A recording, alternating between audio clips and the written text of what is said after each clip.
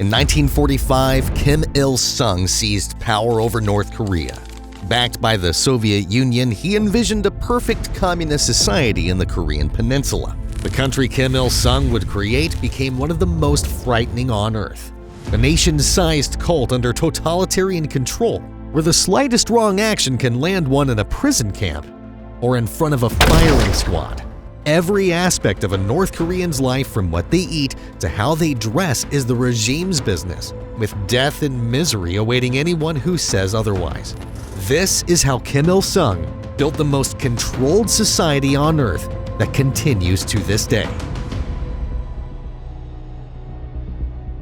Kim seized control over a country exhausted by decades of Japanese occupation. Having led anti-Japanese guerrillas, he was already a national hero, and plenty of people were happy to go along with his vision of the country. Korea had a long history of monarchy, so it's no surprise that the idea of a single unquestionable leader showed up again after 1945. Korea simply lacked a democratic tradition to draw upon as an alternative anyway. Even South Korea, where the US tried to implement democracy, would see the authoritarian rule of Syngman Rhee in the early years of its existence.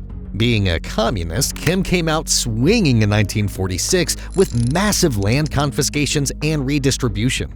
Of course, no one owned their own land anymore. Everything was held by the state, who assigned people to work it. All major industries were nationalized, as was public transport and the banks.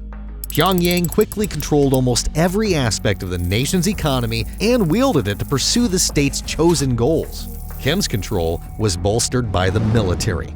The Korean People's Army was officially formed in February 1948 and was armed with Soviet weaponry and a single clear goal: reunification of Korea under Kim's communist rule. Kim launched his invasion of the South in June 1950 and saw great success at first. North Korean forces swept down into South Korea and captured Seoul in a matter of weeks, but any feeling of victory was short-lived. An American-led coalition retaliated, pushed Kim's army back across the border, and marched into North Korea. American bombers rained hellfire on the country, killing 15% of its population and flattening around 85% of its buildings. Chinese intervention saved Kim from total defeat and led to a stalemate along the 38th parallel that marks the border to this day. A ceasefire was declared in 1953, but North Korea was in ruins. However, destruction presented an opportunity. North Korea effectively had to be rebuilt from the ground up, both physically and ideologically. It was an almost blank slate for Kim to create whatever society he wanted. If Kim was going to make a new society, he needed an ideological core to build it around. That core was Juche. Juche was the total commitment to North Korea's power and independence in a Marxist-Leninist framework. The entire country would be oriented toward the pursuit of Juche.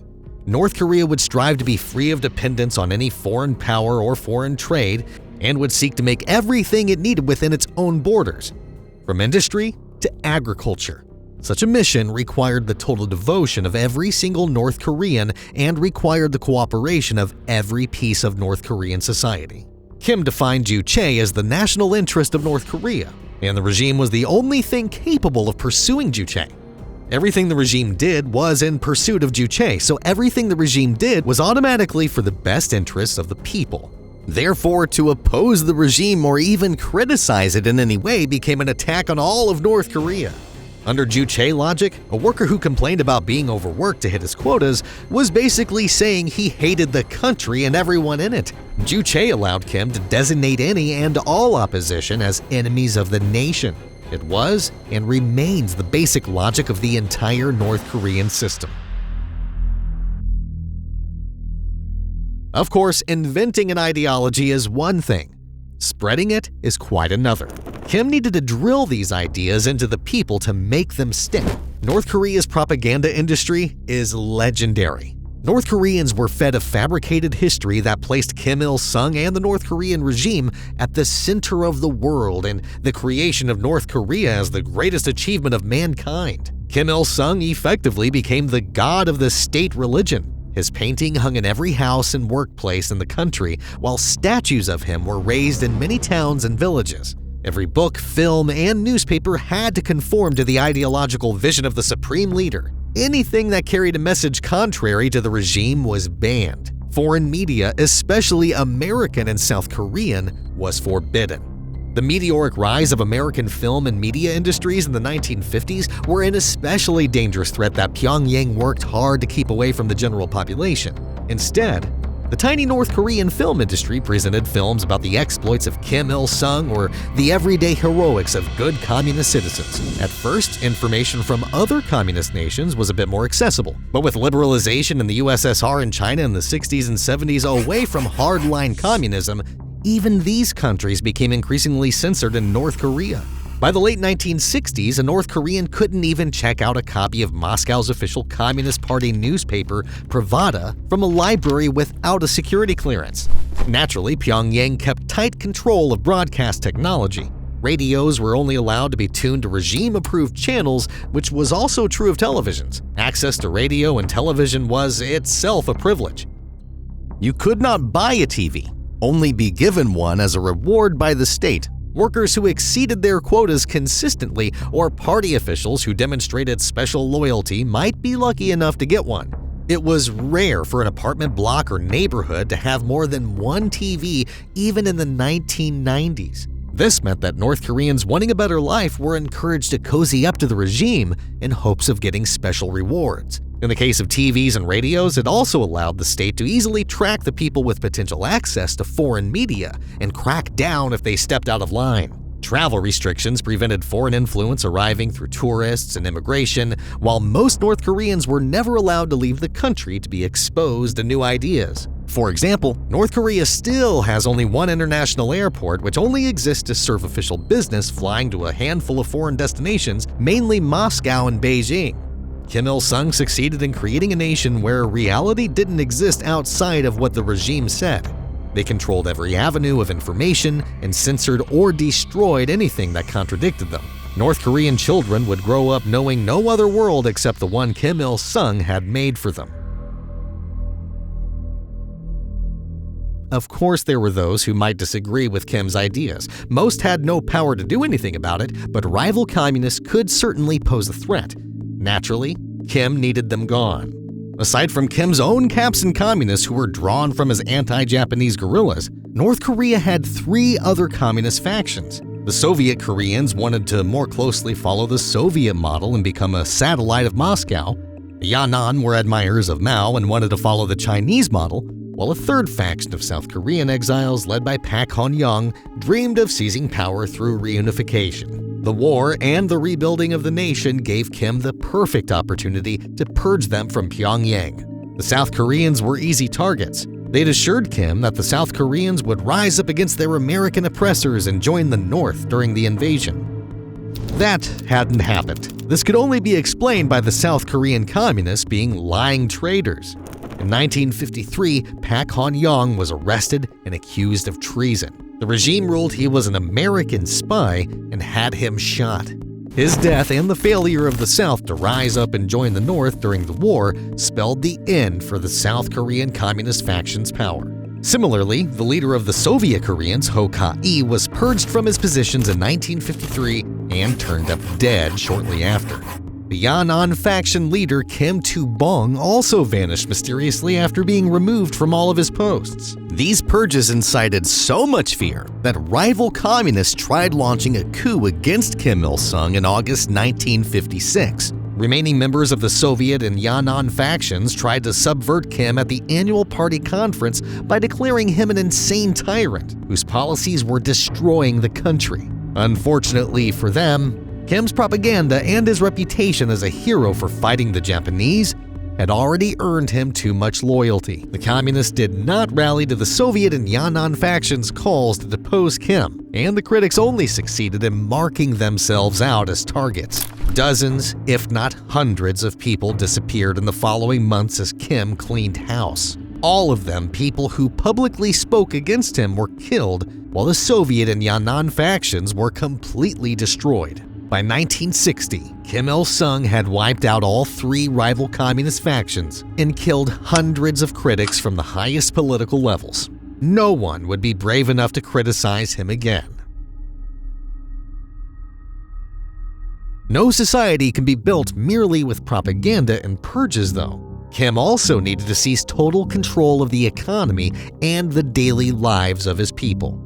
Kim launched a 3-year plan in 1954 to rebuild the country's shattered heavy industry, followed by a 5-year plan to reinvigorate agriculture and mobilize the workforce. Like other communist nations, North Korea seized control of farmland. Farmers were reorganized into state-run cooperatives, where land and labor were controlled entirely by the state. Between farming, industry, and the military, the state also assumed control of everyone's employment. Jobs were assigned based on performance in early education or on social status. The best students would be selected for college education, but everyone ultimately worked where the regime told them to. With its control of farming, the regime also took tight control over the food supply. For example, in 1957, all private trade of rice and other grains was banned. The staple food of the North Korean diet would be almost entirely distributed as a ration by the state until the 1990s. The regime also controlled the distribution of other foodstuffs, including eggs and meat, which were heavily rationed. Black markets existed too, but with a single chicken costing half a month's wage by the 1980s, the average North Korean would rarely use them. This control over the food supply made resistance to the Kim regime almost impossible. Individuals risked losing their access to food if they angered the authorities, while any large-scale rebellion was discouraged since it risked destroying the food distribution system and thus starving the population.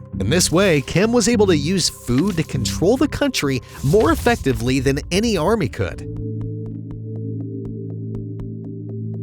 Beyond people's work, Kim also seized control over people's home lives and communities. In 1957, the regime launched a new system called Songbun.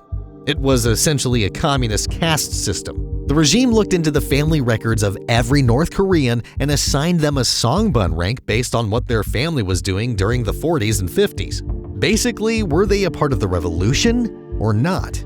Families who were part of it were classified as loyal, while those whose families included regime enemies like priests and landlords were classified as hostile. Everyone else was classed as wavering. The loyal class received special privileges like fast-track jobs and better homes, while the hostile class received discrimination like being banned from living in major cities. Songbun status affected education, job prospects, marriage, and more. For the most part, Songbun was permanent. Almost nothing could be done to improve one's Songbun, and children inherited the same Songbun as their father. Occasionally, someone might do some exceptional act to improve their Songbun, but this was rare.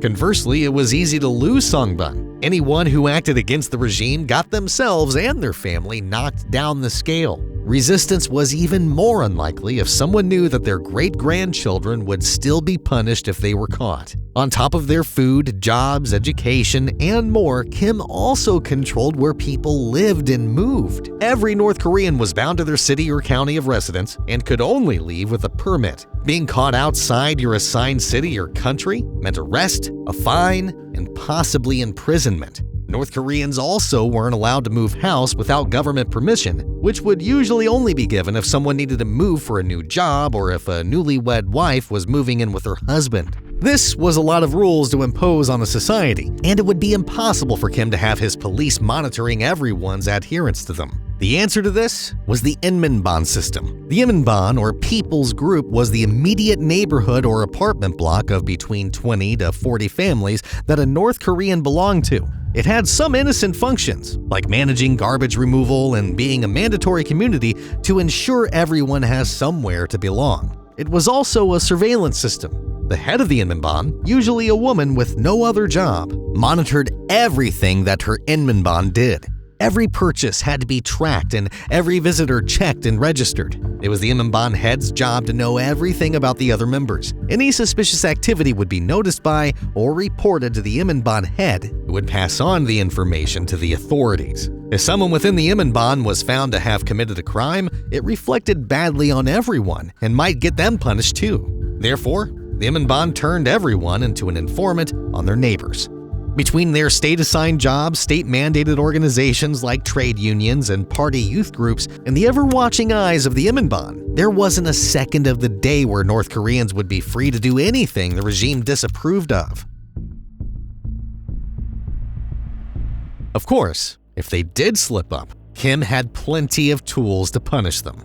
Aside from the regular army, the Kim regime established two police forces. The Political Security Bureau, later known as the Ministry of Social Security, managed the official police force. Regular crimes and security for important locations are its domain. Alongside them, Kim also established a secret police force known as the Bowibu, or the Ministry of State Security. The Bowibu is the Kim regime's ideological vanguard. They protect the regime from foreign and counter-revolutionary ideas and monitor the population for signs of dissent. If a North Korean citizen is overheard criticizing Kim Il-sung, it's the Bowibu who will show up on their doorstep in the middle of the night to haul them away. The Bowibu are shrouded in secrecy. We have no idea how many agents it has at any one time, but it certainly wouldn't be enough to monitor every single North Korean by themselves. Much like the Nazi Gestapo or the East German Stasi, the Bowibu makes up for this by relying on informants in the civilian population. Invention members will expose other Invention members. Workers will rat out their colleagues, and even well-trained school children will turn in their parents to the Bowibu. The climate of fear Kim created ensured that most of the policing is done by the citizens themselves. In most cases, the Bowibu simply had to wait for targets to be presented to them before swooping in. The Bowibu have free rein to do whatever they want to prisoners. Reports of torture and brutal interrogations are plenty. The Bowibu do not search for confessions. If the Bowibu picks a target, they have already decided that they are guilty. It's just a question of how much they want to punish their victim before sending them off to their ultimate fate. There are no trials for those who cross the regime. In most cases, there won't even be an announcement of what happened to them or why. Occasionally, if some prominent official is purged, the regime media will trot out news stories claiming they were a spy or a traitor and have been arrested, but most people simply vanish without a trace. This mystery gives the Bowibu and the Kim regime a fearful reputation among the people. To even speak about the Bowibu is a frightening experience and one that could easily be punished. What happens to those taken by the Bowibu is an open secret. Enemies of the states have only two destinations: firing squad or the concentration camp. Political criminals ended up in the infamous Kwanliso camps. There are at least 6 operating at any one time, with up to 12 reported at their height in the 1970s and 80s. The Kwanliso are labor camps where political prisoners pay for their opposition to the regime with back-breaking labor. Coal mining, stone quarrying, and other tough physical work awaits the inmates, who usually serve a minimum sentence of 10 years. Some sentences are prolonged indefinitely, and many would never live to see freedom again. The largest camp was the Yodok camp, often known only as Camp 15, which housed up to 30,000 prisoners at its worst. Kim Il-sung's system borrowed heavily from Stalin's gulags, but Kim's prisons were even worse for the inclusion of the prisoners' families. The family of political prisoners were usually taken away to the prison camps as well to be punished for the actions of a single member. In some cases, the family would at least be kept together, but in most cases, the chief offender was kept separate. The rest of the family would be forced to labor for the state and would typically stay until the offending family member served their sentence or died. Thousands of children were included in that number, so that every prison camp needed to operate schools as well. The regime wanted to ensure that the children of political prisoners weren't infected with their parents' counter-revolutionary ideas. Although this practice had apparently decreased today, it was the rule during Kim Il-sung's time. Conditions in the camps are terrible. Prisoners are only fed enough to keep them alive and working. With no clothes to spare, prisoners are usually given the clothes from previous dead inmates. Filthy living conditions encouraged rats, lice, and other pests which prey on the prisoners' already fragile health. Combined with 12 to 14-hour days of hard labor every day of the week, followed by ideological re-education in the evenings, life is brutal and short. Tens of thousands, perhaps hundreds of thousands, have died from exhaustion, disease, and violence in the camps, and more die every day. Daily work quotas made no exceptions for anyone. Failure to meet quotas means beatings and denial of food. Basically, once someone starts missing quotas, there's a good chance they won't live long enough to start meeting them again. An estimated 40% of prisoners in North Korean camps will die in them. The ones lucky enough to survive and leave the camps were forbidden from discussing what happened to them. However, the reappearance of co-workers or neighbors after a long absence, usually looking like they were on the verge of death, got people talking. The camps were an open secret as a result. No one could talk about them, but everyone knew they existed. The camps were a sinister presence lingering behind every action and every word. Just one wrong step could land anyone there. It's no surprise that so many North Koreans fell into line. Through seizure of land, control over the food supply, a massive propaganda industry, brutal political purges, sweeping societal reforms, a terrifying secret police, and monstrous concentration camps, Kim Il-sung was able to create the most controlled and bizarre country on Earth. Although he died in 1994, he set the model that his own son and grandson have upheld to this day. North Korea continues to be a tyrannical hermit state and wields more control over its people's lives than any other regime in history. How long that regime will last is anyone's guess, but given how deeply it is woven into the lives of average people, even its collapse will likely bring misery and chaos. Kim may be long dead, but the nation he built will continue to suffer for many years to come.